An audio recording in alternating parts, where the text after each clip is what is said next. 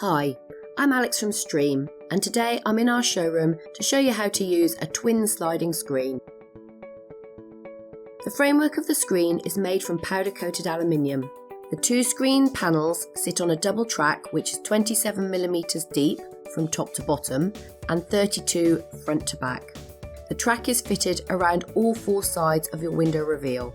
This fitting method allows you to position the screen where you wish within the recess to avoid obstructions such as window handles or blinds perhaps. To use, you simply slide each panel in turn over to the opposing side of the window, one behind the other. This allows you to gain access to open and close your window. To give you a complete all-round seal, there's also a par strip between the screen panels. The panels can be removed for cleaning or when not in use during the winter months. To do this, you simply use an Allen key to release and drop down the tabs either side of each screen and lift the panel out. I hope you found this video helpful.